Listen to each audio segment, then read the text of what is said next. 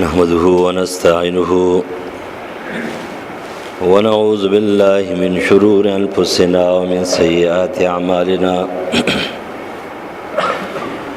من يهده الله فلا مضل له ومن يضلل فلا هادي له وأشهد أن لا إله إلا الله وحده لا شريك له وأشهد أن محمدا عبده ورسوله أما بعد فأعوذ بالله من الشيطان الرجيم بسم الله الرحمن الرحيم وذكر فإن الذكرى تنفع المؤمنين وعن عبد الله بن عمر رضي الله تعالى عنه قال أخذ رسول الله صلى الله عليه وسلم بمنكبي فقال كن في الدنيا كأنك غريب أو عابر السبيل وكان ابن عمر يقول إذا أمسيت فلا تنتظر الصباح وإذا أصبحت فلا تنتظر المساء وخذ من صحتك لمرضك ومن حياتك لموتك رواه البخاري. وذکر نصیحت ورکوای پیغمبر دی خلقو ته فإن الذکرى تنفع المؤمنین، نصیحت فائدہ ورکوي ایماندارو ته. سورۃ زاریات آیت نمبر 55. عبداللہ زید عمر رضی اللہ تعالی عنہ فرمائی چې رسول الله صلی الله علیه وسلم یو ځل زما دا اوږې ونیولې او ما ته بیا وفرمایل چې کن فی الدنیا کأنک غریب. و عبدالله ابن عمر دنیا کې داسې اوسېږه لکه ته چې د لارې ته یو مسافر ناشنا انسان او عابر السبیل یا په لار باندې تیریدونکی انسان. وکان ابن عمر یقول، عبدالله ابن عمر رضی الله عنه فرمایل اذا امسیت فلا تنتظر الصباح. د خپل ځان سره خطاب کو، خپل شاګردان ته ویل چې کله بیګا کې انتظار د سبا مکوه، و اذا اصبحت فلا تنتظر المساء او چې کله سبا کې نو بیا د بیګا انتظار مکوه. وخذ من صحتك لمرضك، او په خپل صحت کې داسې عمل وکړه چې دا فرض کې چې زه بیمار یم ونیسه صحت خپل د مرض دپاره. ومن حیاتک لموتک، او د خپل ژوند د مرګ دپاره ته ووایه چې زه مړ یم او د الله مخې ته ولاړ یم. دا حدیث صحیح بخاري نقل کړی دی. مواعظه نصیحتونه، قرآن مجید د نصیحتونو کتاب دی. په دې وجه باندې د ټول نه په ټولو نصیحتونو کې لوی د نصیحت کتاب، لوی د نصیحت خبره ده د قرآن. د علی رضی الله عنه حدیث ده، حارث اعور رحم الله نقل گئی، امام ترمذی نقل کړی دی. اوږد حدیث ده. د قرآن مجید مبارک فرمایي چې کتاب الله العظیم دا ټول لوی نصیحت ده. ولی فيه خبر ما قبلکم، د تیر شوي زماني خبرونه دي پکې. ونبأ ما بعدکم، او د رستو زماني خبرونه دي پکې. په دې کې د دنیا د تیر شوي مخلوقاتو، د آینده مخلوقاتو هم پکې ځان دي، هم پکې جهان دي. د ټول لوی نصیحت دی. ځکه بار بار الله تعالی پیغمبر ته وایي انما یتذکر اولو الالباب، د دې قرآن نه عقلمن نصیحت اخلي. وما يتذكر الا من ينيب، او چې بچا کې رجوع وي او قرآن ته په جوور نظر باندې توجه وکړي نو ته نصیحت ملاويږي. فذكر ان نفعت الذکر سيذكر من يخشى. نصیحت ورکوه که فائدہ ورکوي خلقو ته، څوک چیریږي هغه فائدہ اخلي. اصل خبر هم دارم چې قرآن مجید دا د نصیحت کتاب دی، عظیم کتاب دی. لوی لوی خلک بدل کړي دي، لوی لوی خلک په دنیا کې، په تاریخ کې دا نمونه دي. عمر رضی الله عنه د قرآن مجید یو څو آیاتونه بدل کړي دي. هغه د نصیحت د سورۃ طه یو څو آیاتونه کړي چې طه ما انزلنا عليك القرآن لتشقى الا تذکرة لمن یخشى. عمر فاروق رضی الله عنه چې کله د قران مجید دغه یو آیتونه ودرول او ایریدل توجه ورته وکړه، انقلاب پکې راوستو. هغه د مشرکانو په شرک کې مضبوط انسان، هغه مسلمانانو د ایماندارو یو مضبوط انسان شو، یو لوی موحد انسان، یو لوی عادل خلیفۃ او امیر المؤمنین ته جوړ شو. هغه انسانو چې شیطان به دی بیا ایریدل، دا قران جوړ کړو.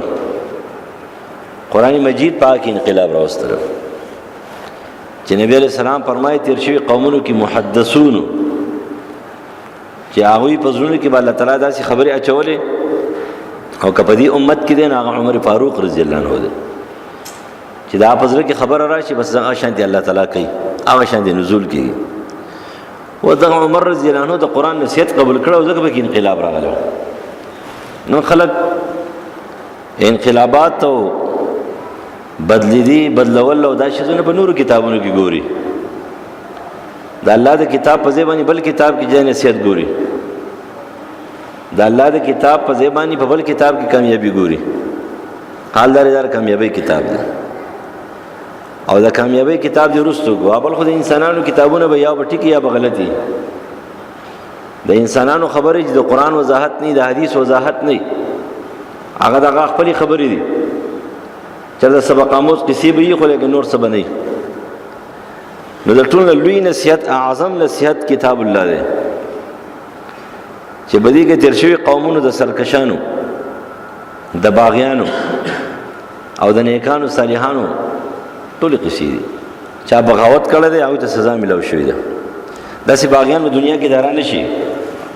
کومه چې مخکې راغلي دي که په مسلمانانو کې دي او کدا په کافرانو کې دي، رستو راتل ډېر مشکل دی. د نمرود په شان دي کستانه دی راغلی نه براشي. روس ذات ډېر خونخوار وایو خو د نمرود په شان دی نه. امریکا ځان ته ډېر خونخوار وایي لیکن وسم یریږي بزدله. نمرود د هیڅ چا نه یریدو،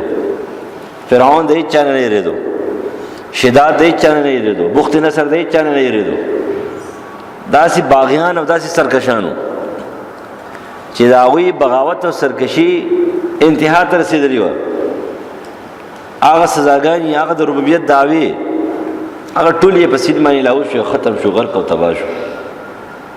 اوس چې دا راځي دا هېڅ هم نه دي. دا خو هغه پالتو غوندې خلک دی، معمولي خبرې نه جاړي، د معمولي خبرې نه جاړي. او بیا خو امریکا ډېره بزدله ده. زمونږ یو ملګری د هغه نه ما تپوس وکړو، ډېر جنګېدلی. ما ورته ویل لکه دا ته خو د روس خلاف هم ډېر جنګېدلی او چیچ نیات هم تلی او بوس نیات هم تلی او چې څومره جهادونه دي کړي دي، خو دا راته وایي چې دا روسیان فوجان تکړه وو که دا امریکنیان؟ او ته امریکنیان خو ګډي دي.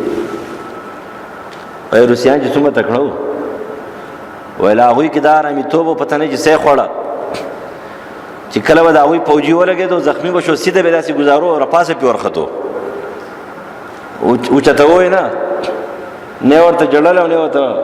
فریاد کول او نه ورته پټۍ کوله، خو چې وبه لګېدو بس په ځای به پروت و، سیده به بل فوجي خطو ډز به یې کو، مخکې به روانو. د هغې مقابله ډېره سخته وه. ویل دا وایي د دوی نه خو چې یو ولګېد چاپېره ورته ټول کینې ورته جاړي.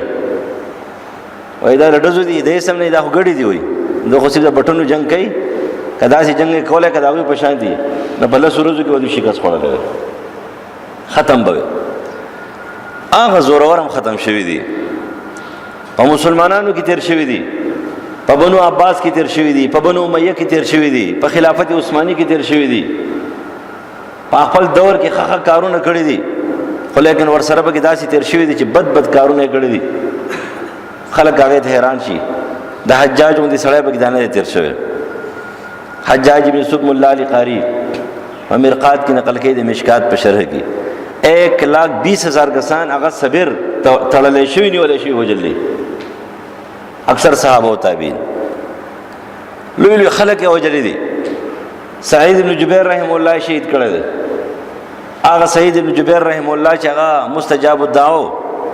دعا به قبلېدله، د هغه دعا جو د هغه خیرو چې د حجاج وو په دنیا کې چې کومه دی د جهنم په عذاب باندې گرفتار کړو، جړا او فریاد سره دنیا نه لاړ. ابراهیم تیمی رحم الله غوندې تابعي هغې نیولی، برناقې نیولی دی او هغه چې دی په خپل جیلخانه کې، هغه جیلخانه چې په هغې به چوکیدار نو داسې جیلخانه وه د غرونو په منځ کې جیلخانه چې نه دې کانټه تار شته نه پې چوکیدار شته هېڅ څوک پې نشته بس داسې هتکړۍ وې چې په هغه کې به هغه وتړو خوراک سکاک پې بالکل مکمل بند هتکړۍ به وې بس 2-3 ورځې پس سړی وفات شو شهید به شو هغه هم تللی دی د دنیا نه تللی زورور هم تللی دی کمزوري هم تللی دی هر یو تللی دی وره انسان ډېر عاجزه دی کله چې د انسان نه ماده صفت عاجزي ووتله دنه شیطان جوړ شو شیطان چې کوم دی نو هغه وایي انا خیر منه زه ترې غوره یم ولې خلقتني من نار وخلقته من طین دوی د اور نه پیدا کړی تکبر ماده د غرور ماده دا د خالق صفت دی د خالق او د خالق صفت چې کله مخلوق اخلي نه الله یې ذلیله کوي خالق صفت دی الکبر ردائی زما تکبر زما صادر دی عظمت زما ازار دی بڑائی زما ازار دی لند دی څوک چې زما سره منازعه کوي زه دوزې کومه شققته دوزې کوم لہذا قرآن مجید د نصیحت کتاب لوی لوی خلق د دې قرآن سره بدل شوي دي صحابه علامہ ابن قیم رحم الله غاثۃ اللهفان کې نقل کوي چې په دار ارقم کې ارقم ابن ارقم رضی الله عنه کور د صفا سره اخو په دغه ځای کو نبی علیہ السلام په دې کې د مکې د مشرکان نه بس د خپل مرګرو سره محفوظ پټ ناشته بارته نه راوځي پیسې ویلا سحر نه ماخام پوری ماخام نه سحر پوری نبی علیہ السلام صحابو ته څه ویلا د نصیحت څه خبرې ورته کولې د بنی اسرائیل قصې ورته کولې کنه د خپل نیکونو قصې ورته کولې د عبد المطلب صاحب د قصي ابن کلاب قصې ورته کولې کنه د ابن سولت شاعر شعرونه ورته ویل د امرؤ القیس شعرونه ورته ویل څه ورته ویل وای د سار نه والا تر ماخامه پورې د ماخام نه والا تر سحر پورې د قران چې څومره نزول شوی د قوت وایو چې قران ورته وایو د دې وجنه هغه نه داسې ایماندار جوړ شو هغه وعظ منلو وعظ خپل کړو په قران باندې ځان جوړ کړو چې په قران ځان جوړ کړو نو بیا و تراحت هم سن شویل او زحمت هم سن شویل بیا که پرز که تکلیف راتلو هم مضبوط دي کولګ راځي هم مضبوط دي ګیلو شکایت نه کوي او که مرض راځي او بیماری راځي هم مضبوط دي او کراحت راځي هم مضبوط دي جوړ کړی قران عبد الله زوده حذیفه صحابي رضی الله عنه قران جوړ کړو عیسائی بادشاہ نیول دي په هیڅ یو طریقه باندې وګړه قصه لنډ ویم په هیڅ طریقه باندې نشي اغسته نه د وزیر اعظم په لاله چغسته چی نه د خپل زوم کېدل په لاله چغسته چی نه د حکومت په انتقال باندې چې هر ځای ته پرېدم په دی اغسته شي نه چې دنه په سزا باندې چې تکلیف ته او سزا ده وهل او ټکول دا هغه مخې ته قیدیان وراچي او هغه سوزي ولیکيږي او هغه په ابو کې جګما دینو اډو کې جدا کیږي هغه باندې ونه یرو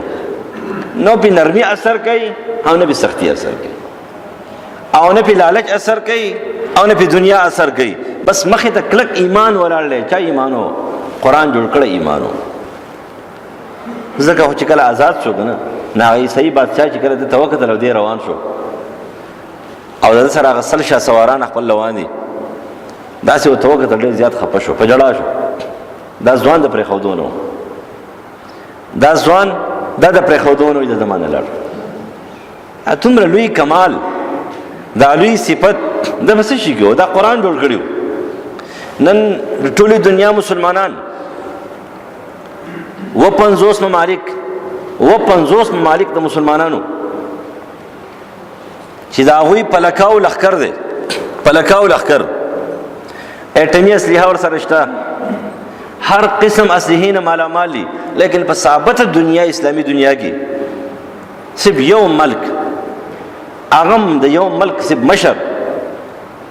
چې هغه نر دی نه خبره کوي چې صرف ترکی دی نور ته ماته وایا دغه یو لوی مجاهد چې مصر کې جنه دغه شهید شو زهر ولور کړی دی د دنیا یو ملک اسلامی دا یو بارګي خبره نه ده کړې الا یو ځکه ځوان کړی ده هغه ځوان ویل زما دي بدل اخلم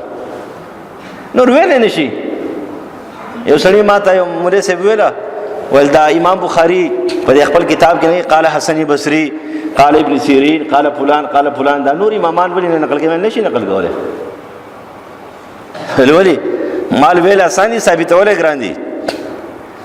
امام بخاری چې قال ابن سیرین وي هغه ثابتای او دا بل چې قال ابن سیرین وي نه ثابتوله. دا به ټول ویلې وي ټول امامان به دا په شان دي اقوال ویل خو نه شي ویل. ولې ویل خو واځي خبره نه ثابتولم دي. نو تشخص کوي ویل خبره نه افسانه نه هغه شان دي کولم دي. خلکو جواب ته جوړيږي نشته. نن دومره اسلامی دنیا دا قران نه جوړ کړي. کدا قران جوړ کړي نن بداسي نه وي. قران چې جوړ کړیو داغین ایران یریدو داغین آتش پرس یریدل داغین روم یریدو داغین عیسایان یریدل د دنیا هر قسم کافر د هغه دستې نه یریږي. عقل دانشي منلې او عقل نه مني. نن سبا چې په جنگي موته کې د مسلمانانو تعداد 3000 دی او د هرقل د لخر تعداد 2 लाख دی. 2 लाख او د 2 लाख او د 3000 مقابله چې پاکي عظیم سالاران شهیدان شوی دي. زید ابن حارثه رضی الله عنه شهید شو. جعفر ابن ابي طالب رضی الله عنه شهید شو. یعنی غټ غټ خلک شهیدان شو بګي. لیکن سره د دینه هغه ور کوټه لخر چې کله مقابله کوي نو داوینه څوک شهیدان کیږي 12 کسان نو له تر 14 شهیدان کیږي او داوینه 70000 کسان مړ کړي. 70000 دا عقل مني نه مني. په جنگي یرموک کې 2 लाख لخر او د مسلمانانو د 9 والا تر 18000 پورې قول له دومره لخر حال لري. پاکي د مسلمانانو شهادت ډیر شوی دی ځکه چې پاکي انتهایی په سختۍ سره او سره چاپیره هر علاقې نه حمله کوله هر جانب نه لخر حمله کوله. مسلمان په منځ کې ګیرو لیکن پاکي مسلمانانو 4500 کسان شهیدان شوی دي. خداوینه داوینه اتیا نواله تر اویا او اتیا په منځ کې زره جګمدن وجلې دي. دریا یرموک کې بسور کړه دي او له خپې ماته ولې سو جواب قدر زیات نو ایمان ور سره ایمان چا جوړ کړه قران جوړ کړه نظم ایمان چې کوم دین قصو جوړ کړه قصو والا ایمان اوس ایمانی د قصو والا ایمان خدای ایمان دې سوت نه شټینګ دي یعنی بیا چې کوم دین د نورو کاروباري کاروبارونو چې دا سودونه چې دي ته نه شټینګ دي. بیا په بازار کې تجارت کوي بیا چې معمولی تاوان هغه ظلم چې تاوان نزي هغه ته نه شټینګ دي ظلم کوي. بیا چې کوي د حق د بیان د پاره د ودرېدو نه دي بیا چې د ټیک خبره کولای نشي دا ولي کیسو جوړ کړیو. قران چې جوړ کې قسم دې مضبوط ولاړی وسم مضبوط ولاړی چې کوم قران جوړ کړی بس داوی خبره او خبره کله کوي. نو صحابه قران جوړ کړیو په دې وجه باندې په هر زمانه کې او په هر وخت کې بالکل کړه د ایمان سره تللی دي. کړه د ایمان سره تللی دي. که تکلیفونه راغلي دي هم برداشت کولو چې کله راحتونه راغلي به هم برداشت کولو به څه نه ویل. دا مؤمن صفت ده چې مشکل لازم ام به ادار الله طرف دی او چې کله راحت راځي ام به ادار الله طرف دی. والقدر خیر او شر من الله تعالی دا د الله طرف دی. نو د ټول لوی نصیحت دا زمونږ د پاره قران دی. قران ته توجه کې دا ور د مولا کتاب نه دی. قران د دې ټولي دنیا د مخلوقاتو کتاب دی. د انسانانو نه د مخلوقاتو کتاب دی. د انسان د پیری د پرشتي د هر چا به خیر دی. بلکې د قران نصیحت دا خدای الله تعالی خیر خوایده د رسول الله خیر خوایده د ائمه المسلمین خیر خوایده د ایماندارو خیر خوایده د مسلمانانو خیر خوایده د عام خلکو خیر خوایده د زناورو خیر خوایده پدې کې خیر دی. عمر ابن عبد العزيز تاسو ګورئ دا خلافتو دا په دور خلافت کې ډېر لري د دمشق نه ډېر لري د دمشق نه هغه دمشق چې هغه نن د يهودو د عیسایانو په سازشونو باندې په مختلفو رنگونو کې هغه خلک پیرازي حمله پکې او لوټي لوټي پروت دي. یعنی دا دمشق د دنیا چې کومه یو مرکزی ځای پاتې شوی دی. دا چې چا نیولې ده ټول دنیا فتح کول آسان خو دمشق فتح کول ګرانو. کله چې دمشق فتح نه وشوي نو بیت المقدس نه فتح کېدو. دا ابوبکر صدیق رضی الله عنه په زمانه کې ابو عبیده ابن جراح رضی الله تعالی امین هذه الامه د 9000 لښکر سره تللی دی 2 میاشتې محاصره دمشق کړې ده لیکن زخمی دی ټول پوجان زخمی دي خطه ولګو ابوبکر صدیق رضی الله عنه ته چې کته لښکر راونه لګو امداد د پاره څوک رانه لا نو دا فوج به پښا باندې لاړ شي ټول زخمی دي او د ایران نه چې کوم دی خالد رضی الله عنه ته سیف الله ته خط لګو چې ته ځان سره 9000 لښکر والا لاړ خپل ورور خو لاړ شه او زما فوجان ټول زخمی دي خالد رضی الله عنه ورسېدل او چې کله علی ورسېدو کنه او تیز سره او چې کله هغه ورسېدل نو هغه ټول زخمیان چې سره تیز شو یې کنه کله دا قدرتي غوندي خبره پکور کې ډېر خلک دي خو یو کس یو پردي چا کله پکور کې نه کنه کور سوړي خو چې کله هغه دې کور تر نه وځي ټول کور ګرم شي ټول خلک خوشاله شي هر څه برابر شي دغه شان په ماحول کې په کلی کې په جماعت کې یې دسي خالد رضی الله عنه هغه شان انسانو چې کله راغی ابو عبیده رضی الله عنه ته ټول زخمیان ستاسو راتلو سره چې کوم بالکل رو مړ شو ما په زور را پاسول نه را پاسې دا زخمیانو یقیني زخمیانو خو چې ته ولې زخمونه تیر دي خالد رضی الله عنه راغی او بس د قلان چاپیره وګرځیدل او سباله قلا فتح کړه چې دمشق پته شو هرقل شکست خوړو بس ول وسط فلسطین نیسو فلسطین ونیول شو بیت المقدس پته شو هغه خلکو هغه عظیم خلک نو د دمشق نن لري یو شپونکې په ځنګل کې بيزي سادي او ناګهانه چغې کړې بيزي پرې خو دې رامنډې کړې چا ورته چولې چې عمر ابن عبد العزيز وفات شو اسه ګډي وړي وې په ځنګل کې پروت نه اعلان شې نه څوک راغلي دي نه خطر راغلي نه استاد راغلي ته چې هغه وفات شو چې بس وفات شو ماته پته تا څنګه پته اول چې 2 کال سو میاشتې وشو 2 میاشتې چې زه ګډي بيزي ساتم زما د ګړي بيزو سره شرمخان او ګډړان او زمري یو شان دي ګرځي لیکن زما په یو ګډه په یو بيزبان چې ته شرمخام لره ګړي نن دراتلو سره چې سارراله شرمخ یو دم زما په بيزي باندې حمله وکړو بيزي چې کنه تار کړه پته ولګیدل چې امن اوچت شو عدالت ختم شو خلافت لاړ ګړي بيزي پرې خو درې پرې دوه نور جون نه پکار دا ځین را منډي راغې چې کله بیت المقدس دمشق دراور سیدلو ته پوسه وګو ټول دمشق څنګه داسي سپیرا د خفګانو د غم سره ده څه چل شوی دی او چې عمر ابن عبد العزيز وفات شوی سورج وشوي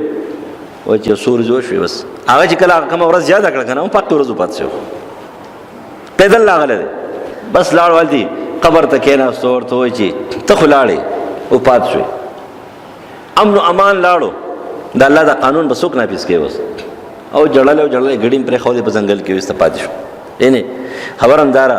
چې هغه خلکو هغه قران والا خلکو د دې وجنه امن نه غلو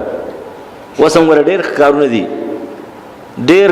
کارونه داسې کیږي کنه په دې وطن کې په دې کلی کې داسې کارونه کیږي چې 15 منټو د پر خودو قابل کله او قابل وطن نه دی خو څوک پي چرته بسو کی سکار بغي څوک پي الله ته فریاد کوي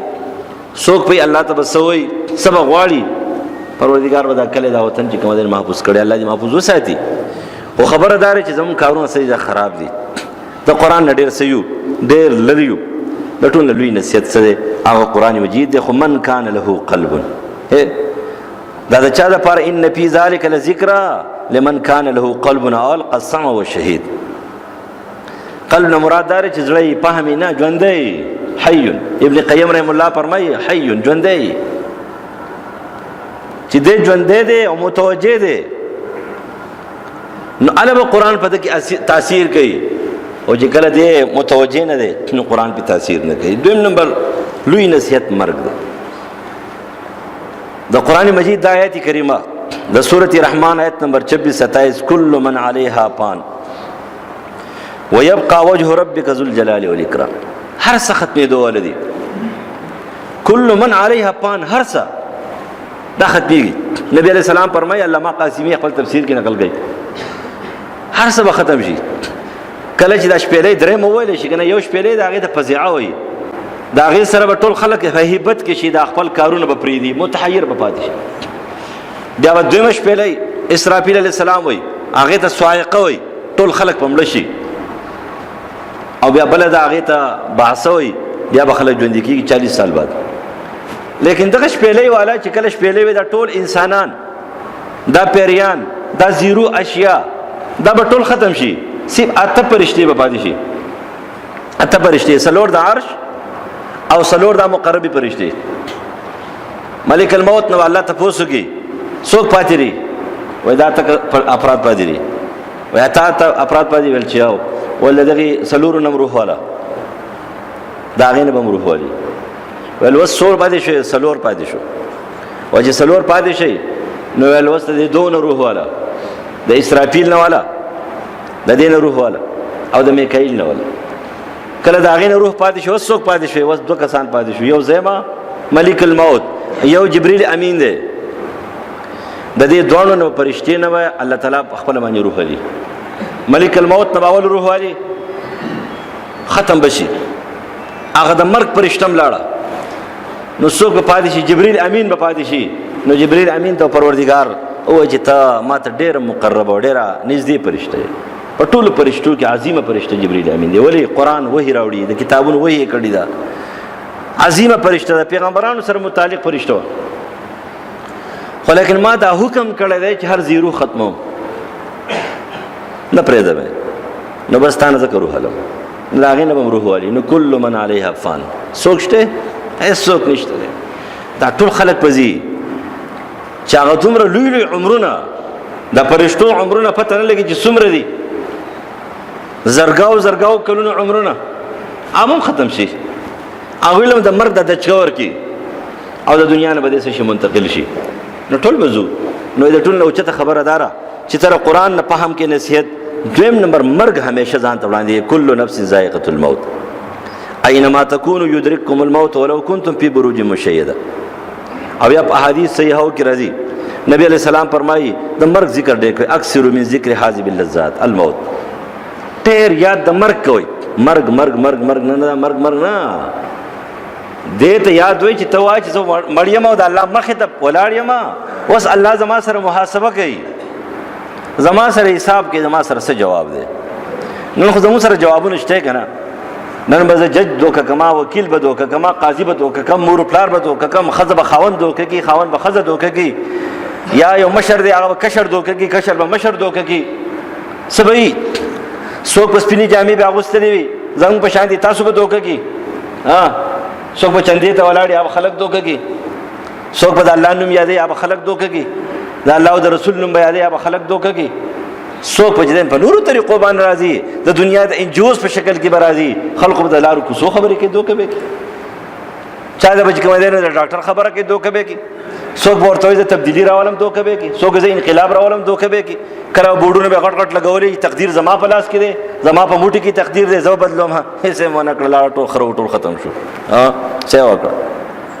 دا ټول د الله صفتونه او د انسان واغېستل. د الله صفتونه انسان واغېستل، نو څنګه به جوړ شي؟ څنګه به خلک بدل شي؟ څنګه به خلکو کې انقلاب راشي؟ څنګه به خلک جوړ شي؟ خو لیکن ته الله نشي دوکه کولی. که تا سپینه لباده اغوستې ده او که تا چوغه اغوستې ده او که ته دستار مالي کې او که تا سپینې کپړې اغوستلې دي او که ته خلقو ته چې کومه دی په هره جامه کې راځې، د دنیا په لالچ کې راځې او که په بل لالچ کې راځې، خو ته الله نشي دوکه کولی. کله چې په زړه کې دغه درد و یره وه چې زه مړ کېږم، د الله مخې ته به ودرېږم او الله به زما نه تپوس کوي، څه جواب به ورکوم. لکه څرنګه د بني اسرائیلو قصې هغه نبي علیه السلام کړي دي، صحیح قصې دي که د بني اسرائیلو هغه حکایت چې هغه سړی هر څنګه چې دی کفن کښ دی، بل شی دی، بل څوک دی، بل قوم سره تعلق دی، خو د الله نه یېرېدونکی انسان ویرېدو. او چې کله ویرېدو نو بچو ته ما به وسېځې او یره به زما وغورځوئ. نو لنډه خبره دا چې کله هغه ژوندی کړو نو ورته ویل چې دا کارونه دې ولې کړي دي سي، دا ځان سې ذل او دا وصیت کول، دا به ته وصیت نه کوې. که یو مسلمان وصیت وکړو دا به سر ته نه رسېږي، که بچو ته وصیت وکړو چې ما وسېځئ دا به سر ته نه رسېږي. دا د هغوی د شریعت خبره وه. پروردګاره ستا نه یېرېدم، مخې ته دې ودرېدی نه شم چې ستا مخې ته ودرېږم او زما نه تپوس وکړې چې بنده تا ماله څه کړي. نو د دې جواب زما سره نه و، دومره خوف او یره وره سره. پروردګاره دا ټول کار مې د یېرې نه کړی دی. نور دا زما ایمان و، دا زما عقیده وه چې ته دوباره ژوندون کولی شي، دا ریز مریز وجود راوړی شي، دا ذرې ذرې وجود تا چې کوم یو ځای کولای شي اوس یې یریدم نور په ایمان کې مې څه فرق نه و ته زمانه دومره یریدل چې وې زما معاف کړي ستا جنت شو بس یره پکار دا مرګ نه دی د مرګ کې نور څه خبر نشته چې مرګ یادوي دي کې خوف سړی کې پیدا کیږي د سړی سره یره پیدا شي احساس د سبا احساس وسه پیدا شي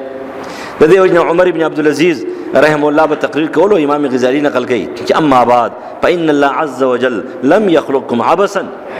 ولم يدع شيء من امركم سدا وإن لكم معادا ينزل الله عز وجل فيه للحكم والقضاء بينكم خلق ته چې خلقو الله تاسو عبث نه پیدا کړی تاسو به پیدا نه پیدا کړی تاسو د پاره یو ځای دی چې پای کې دوباره تاسو ژوندون راځي او تاسو د الله مخې ته ودرېږئ او الله بس تاسو فیصله کوي فخاب وخسر من خرج من رحمت الله تاوانی انسان خو هغه دی د الله د رحمت نه بسنګ شي او د جنت نه محروم شي دا تاوانی انسان دی کامیاب انسان دی د الله د رحم په سایه کې راشي الله دې موږ د رحم په سایه کې راولي دغه وجوه چې عبد الله ابن عمر رضی الله عنه چې کله نبی علیہ السلام فرمایل وای دا وګیره لونی ولې بخاری حدیث ته چې کن په دنیا کانک غریب دنیا کې چې اوسېږي وای زه مسافر یم تیرېدون کې د لارې یم داسې ژوند تیرو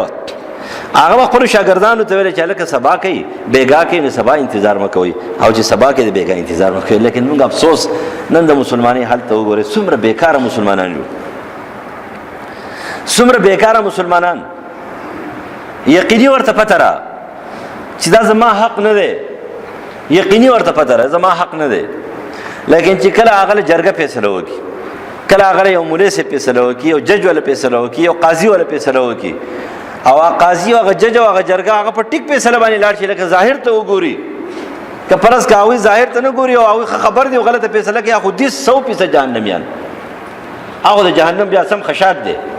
د دوی نه مخکې بزي لیکن چاوي غریبانان ته پته نشته خپل وسه کړه دی او ظاهر کې جده نه هغه فیصله کړي ټیکه کړي دا یا یو لوی فساد او جګړه د ختمولو د پاره د یو طریقه کار اختیار کړی دی لکه بعضی وخت کې داسې فیصلې وي چې خلک یو کس ته تاوان ورکوي لیکن هغه ظاهر کې هغه خپل تاوان غني لیکن هغه دغه ګټوي دغه پکې مرګي دغه پکې ډېر لوی تاواني د 100 روپو تاوان دا ول ورکو لیکن د 1 کروڑ د تاوان نه بچ کو د 2000 روپو تاوان ول ورکو لیکن دای سره د شلو لکو د تاوان نه څنګه بچ کو نو دې ته ظلم نه وای ځکه چې دا فیصله کوي خلک د شریعت هم دي کوي خلک دي کوي لیکن ته پته را چې دا زما حق نه دی نو د پیغمبر فیصله چې نبی علیہ السلام فرمایي زما فیصله د چا د پاره حرام نشي حلال وله نو د بل مولا او د بل قاضي او د بل جج او د بل انسان داغه فیصله بوله څنګه چې دین حرام حلال کی خور ته پته را لیکن سره دینا وای ځکه ما وګټله دومره خوشاله هر چاته لګیای دا مې ور سره وکړه وګوره کنه الګ ستا حق نو ظالم ایستمونه کړ ځان دي غر کو سړي وکړه موږ صحابه زوتو کنه صحابه صحابو کې د بدر صحابو نو وسمخې شوی موږ ټولو ها دلته چې کومره نو تو خبري وکي زه بدري صحابي درجه راته ملاو شو دو خبري وکي دو قدم واخلي هغه صحابو نو چتي آسان کار دی یواری مولا علی قاری نقل کوي مرقات کې عبد الله عزیز مبارک رحم الله د عمر ابن عبد العزيز صفاتو کو چې عمر ابن عبد العزيز په خلفاو کې عظیم خلیفہ تر شوی دی ځکه د امام بخاری خلیفہ خامس وي پنځم خلیفہ ورته وي نو عمر ابن عبد العزيز صفت هغه عبد الله عزیز مبارک وکو دا یو شاګرد تاسو کو چې د عبد الله مبارک ورته دی کدا معاویه رضی الله تعالی ورته دی ناغه وخندله عجیب سره ناشنا خبره کوي چې و یو کس نبی علیہ السلام لیدل دی پاغه ایمان نه وړ دی په خپل ایمان برقرار پاتې شوی دی پاغه ایمان او پات شوی دی هغه د صحابي وي داغه د استخپو خاوري جوچته شي او داغه د اس پر سپینګو کې ولګي دام د عمر ابن عبد العزيز نه غوړه دي الصحابي درجه ټول تابعین او تبع تابعین او د قیامت پورې ټول اولیاء الله را جمع کې نو یو صحابي شین نقطه نه رسیږي او کفرس کومه چرته په ترجمه کې یا په تشریح کې دا صحابو خپل مناظره او خپل مباحثه ذکر کوي هغه دا خپل مې خبرې دي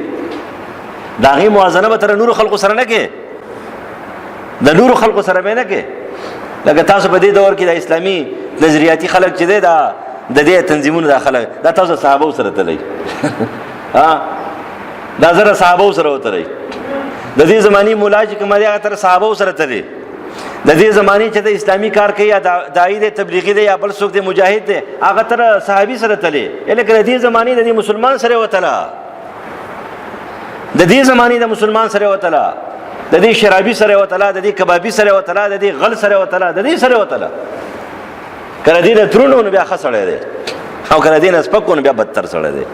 نو ته هغه خلک د صحابه سره تللی او خپل چې کوم د ابو جهل سره تللی، د عبد الله ابن ابي سره تللی. زه موازنه وکړم سترګې پټې کوي کنه زه وې کې موازنه پر پاکستان کې دا کوم اسلامي خلک دي دا خلک یو طرف ته ودروي او دا بل طرف ته ځان دنیوي سیاستدانان دي دا دی بل طرف ته ودروي. اوس پتا اوس ته پته ورګي څنګه خلک دي څه کړی تا وطن د دغه خلکو نه آزاد کړي. نن چې په پاکستان کې کم خلک سیاست کوي دوی د دې وطن په ازادۍ کې ټک وینه نه توي کړي، نه کتوي کړل، نه پلاټ توي کړل، نه نسب توي کړل، تش ځان چې خپل کارونه کول وینه علماء توي کړل. تلار شه تاریخ ازادي چا شروع کړی و د دې وطن د پاره د قائد اعظم سره څوک ولاړو کم خلک ولاړو. نن هغه خلک سپکتي دا وی نمونه سپکتي هغه د خلک سپک ګوري بے عزتی کوي او کم خلک چې ریفرنډم یې کوي هغه خلک د وطن خیرخواهان دي د وطن تباکار دي. دا موازنه چې کې در صحابه سره مکوا دا د دې زمانه د انسانانو سره کوا زما موازنه چې کې د ایوب سره کوا دا به زما موازنه چې کې د خپل رور سره کوا دا غي موازنه چې کې د دې کلی د سړی سره کوا ته زما موازنه صحابي سره کې نو زه صحابه تر رسیدې شم زه تابعین تر رسیدې شم زه تبع تابعین تر رسیدې شم دا موازنه باندې کې ناغه ورته ویلا چې عمر ابن عبدالعزیز ډیر عظیم انسان دی هغه معاویه رضی الله عنه ته چرته رسیدې شي دا غي قدر او قیمت ته چرته رسیدې شي دا قدر او دا قیمت دا کم دی. اصل خبرم دارا صحابه ډیر اوچت دي دا غي سره ته موازنه خپل نشي کولای ژوندۍ باغ شان تیرول غواړي دا وی په ژوندۍ بوسه دا باور پسې کیږي په دې وجه باندې لا ترکن الى الدنيا ولا تاخذها وطنا. علامه ابن قیم فرمایي وای دنیا ته دومره مایل کېږي چې تش وطن ته جوړ کې او هغه وطن در نه هیر شي. یو تابعی تیر شوی دی علامه دارمی نقل کوي پاولنی جیل کې صفحه 156 باندې سليمان زید عبدالملک مدینه ته راغلی دی الته یو تابعی دی داغه تابع سره مکالمه کوي نو غټ مکالمه ده یو ته وي چې د آخرت نه ولېږو هغه ورته وي و یو سړی ځان له کور جوړ کړی دی او بل سړی ورته وي چې پاغه شړ بیابان کې اوسېږي نو دی هغه شړ بیابان ته ځي وای نه ځي نو دنیا ما آباد کړی د آخرت عمران کړی دی دنیا ما آباد کړی دا آخرت عمران کړی دی او آخرت جوړول پکار دی. عبد الله بن مسعود رضی الله عنه فرمایي وای لكل فرحه ترحه وما ملئ بيت فرحا الا ملئ ترحا. و یو سړی د خپل کور کې د ګناهونو ټول اسباب را جمع کوي او بیا به کې غمونه راځي دی خپه دی په وطن کې ټول د ګناهونو اسباب د تکبر او د غرور اسباب د ظاهري خوشحالو د يهودو د عیسایان په شان دي اسباب دا پر وطن کې کوم دی را جمع کوو بیا د وطن امن غواړو په وطن کې خوشحالي غواړو په کلی کې خوشحالي غواړو ورځ په ورځ هر حکومت کې راځي ناغه سوې ز امن نه ولما زه د عوامو ته خوشحالي ورکوم ستا پلار نه شي ورکولی ځکه چې ته دې وطن ته راشې په دې وطن کې ستا د راتلو سره ښه حرام خوري شروع شي ښه رشوتخوري شروع شي ښه غله چې کوم دی زیات شي او ښه فحاشي اوریاني شروع شي نو څنګه به راحت راځي راحت خو تا ختم کو امن خو تا ختم کو امن خو د نیکو سره راځي نو یو سړی په خپل کور کې عبد الله بن مسعود رضی الله عنه فرمایي په خپل کور کې د ګناهونو ټول اسباب چې کوم دی راوړي بچو ته واچوي بیا په دې کور کې د بچونه هغه د ادب چې کوم دی غواړي چې د ادب وکي اته احترام غواړي د احترام وکي هغه په دې کور کې امن غواړي د امن راشي خوشحالي دې پکې راشي نو خوشحالي نه راځي کور ته د خوشحالو د پاره دین داخل کا د فحاشۍ او د عریانۍ او د ګناهونو د شرک او د کفر او د بدعات او رسومات او د رواجونو د سیلاب ته وباسه نن زم په کورونو کې رواجونه پراته دي دا سړی دا په رواجونو کې وسخت شو خزي چې کوم دین او پر رواجونو کې یو سړی مو سره کې اخته شو یو سړی خپل خزي ته دانه شوې ده او راشي مونږ ته وې اول کله فهم القرآن کلاسو آخري کلاسو جزرانه ما ته خلک وې چا کاغذ بینر لګولې چا سره لګولې دي یره چې په دې رس پر رواج باندې خزي راغلي دي راځه ته سوګي ته چې دلته راغلې وځي پلار یم ته به کور کې نشوي ده دا بل څوک ته زه ورور یم ته نشوي ده دا بل خاوند ده ته نشوي ده په ما باندې وې ما ته اخذي دواګانی کیس ما به غر کې ته په خپله ولې نه وې؟ پلار نشي ویلی، زوی نشي ویلی، رور نشي ویلی، خاوند نشي ویلی، تره نشي ویلی، وراره نشي ویلی. په کور کې چې کوم دی نو ټول هر څه پامال کېږي، خبره نشي کولی. مولوي صاحب ته په دې رسم و رواج، مولوي صاحب غریب خوش په ورځ جګیا دی په رسم و رواج باندې تقریر کوي، د هغې په رد باندې څوک یې مني؟ څوک یې مني؟ دا ستا کار دی. کلکم راعن و کلکم مسؤول عن رعیته. پرون چا وویل چې را فیصله چې کوم دی نو کوټ فیصله کړې ده چې را دا چرسونو والا ضمانت هم کړی دی، بلې کړی. ما په دې باندې کار نه کړي، خپل مدد آپ کار وکړي. خپل کلي خلک چې کوم دی اول په خپله کار وکړي، اول نصیحت وکړي. که نصیحت نه کړي که په ډانګي ووهئ، ډانګي پسې راوالی چې دا څوک چرس خرڅوي که نه دا نشې خرڅوي، ښې ووهئ د خپلو لاسونه ولمات کوي، هله به کېږي. هغې ته مه ګورئ چې ته زه هغې ته ګورم او خلک به جوړ شي، کلی به دې وران شي او هغه به جوړ نه شي. په خپله باندې پکار ده، مشرانو له پکار دي، پلارانو له پکار دي، دوی له پکار دي توجه وکړي چې نه مني هغوی خلک ته په خپله کې څومره وسلې کېږي، بیا نه کېږي، یو ځانه خبره ده. ولیکن په خپله باندې خپل کلي نه دا غمونه لرې کړه نو امن به څه شي، دا به راشي.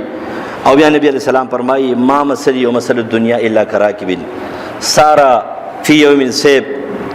وایي زما مثال چا ورته ویل ځان له ښځګۍ ولې نه جوړوي؟ اول زما مثال دا نه چې ښه کور ناروا دی، ښه کور ځان نه جوړوئ په حلالو باندې پردو باندې.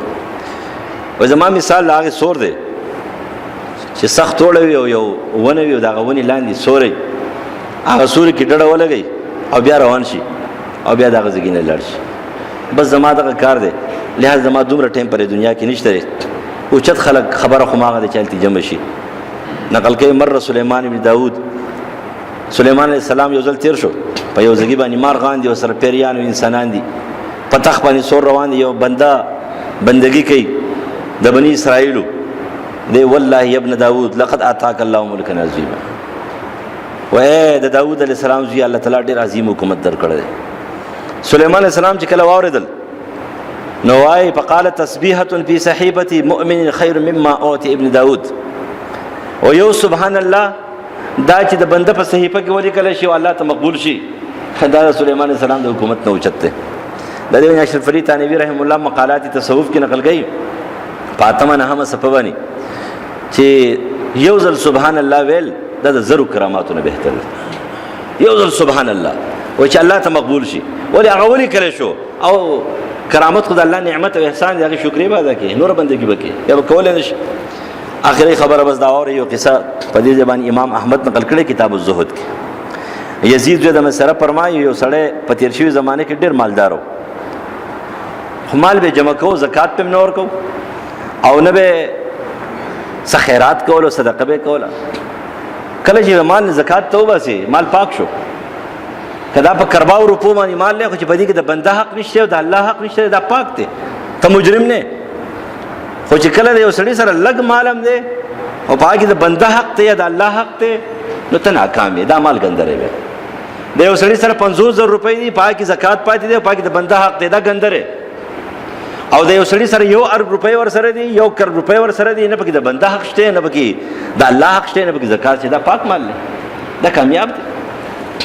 نو زه سره د بنده حق هم پاتې او د الله حق هم پاتې. ملک الموت د یو ملنګ په شکل کې راغی، د به خپل اهل عیال لا جمع کړه، ورته به ویله تاسو ته پته ده چې انعم سنینا په کلونو کلونو باندې نعمتونو سره سرکشي کوئ، اوسېږئ، موږ له مرګ نه راځي. ناګانه ملک الموت راغی، د مسکین فقیر ملنګ په شکل کې دروازې ورته وټکوله. نو چې کله یو نوکر راوتلو ورته وایي چې څوک دی؟ صاحب الدار ته وایي چې بار ته راوځي، یو ملنګ تا ته آواز کوي. نو هغوی ورته وایي چې فقالو یخرج سیدنا الی مصرک، ستا غوندې ملنګ ته او فقیر ته زما سردار راوځي. وایي صحیح ده. دی لاړو، ثم مکث قلیلا، لږ وخت یې تېر کو، بیا راغی، دروازې ورته ووهله، سړی راووته، ویې لاړ شه اخبرو، خبر ورته وکړه چې ملک الموت راغلی دی، مړکی دی. بس سړي چې وکتله چې لکه دا څه وایي، نو راووتلو، رامنډې وایي، ورته وایي پستې خبرې ورسره وکوي، نرمې نرمې خبرې ورسره وکوي، او دا عاجزي کوي ورسره، او څه وایي جي او سر او دغه نه، دا ورته وایي. نو چې خوند یې ونه کړ نو ورته ما مړ کړې، نو بل ولې نه مړ کړې؟ ویل تا مړ کومه، 100 منټه دې څه وی وصیت کې وکړه که نه ختمېدو والی، څه وصیت وکړم؟ کله چې دا مرګ راشي که نه بیا هر څه پاتې شي، هر څه پاتې شي. دا تاسو به کتلی که نه کله طوفان راشي، زلزله راشي، یا بل څه شی راشي، یا چېرته حمله وي، نو دا کورونه ډک پټک پاتې شي، سړی د ځان سره سوړی هم نه شي، هر څه ته ګوري. دې ته ګوري دې ته ګوري حاله دې ژوندې دې مړم دا نه دی لیکن دې ته خپل ژوند خپل ساه خپل روح خپل نفس بچ کې منډي وي رواني دغه شان دې مرګ دی چې دا مرګ راشي کنه دا هر څه پاتې شي خزه بچي مور پلار خاندان نسب ډله ټپله هغه ظاهري چې کوم دینو کما مشري کشري هر څه پاتې شي مال دولت پاتې شي دغه شان دې روان شي دې چاپیرو ته وګوري سم نه مونږ هم دغه شان دي زو خالی لاس بزو خالی لاس والله ګوره قبر ډېر سخت دی ګوره قسم دې ډېر سخت دی په دې کند کې چې کوم دې سم لاس تو کنه بیا پته ولګي ان مدعیان در طلبش به خبرانن کان را کی خبر شود خبرش بازو نیامد هغه خبر شوی دی اداره کې پراتی دا خبر شوی دی دوی ته د خپل عمل چې کومه پته لګیدلې ده ولیکن را پاسې دوه نه دي چې یو بابا را پاسې راته چغو باسي چې ونسیه وکړ وسیه وزوی او را وغیرہ وغیرہ حالات ډېر خراب دي سخت حالات دي دا سخت حالات زګې دي نو دې ته وایي چې سو کما وای دا صندوقونه کلاو کې د سرو د سپینو زرو نه کلاو کړه دا سلاسه به وایو او دا غینه بعد را متوجه شو دي خلقو ته د خپل خاندان ته د خپل بچو ته په کنځلو شروع وکړه ردی بدی او خیری او د استاد د لاس غره شو استاد د لاس تبا شو استاد د پاره مې خپل اسلام او دین تبا کړی دا حقوق مې پامال کړی دي استاد د لاس جهنم ته روان یم ال بس وسیکاته خراب ده اوس سیم تغیر کې یعنی زموږ سره خو مقدا ځان پاکولو الله تعالی موږ پاک کې الله دې موږ حوصله راکړي او توفیق راکړي د پاکولو و ما علينا البلاغ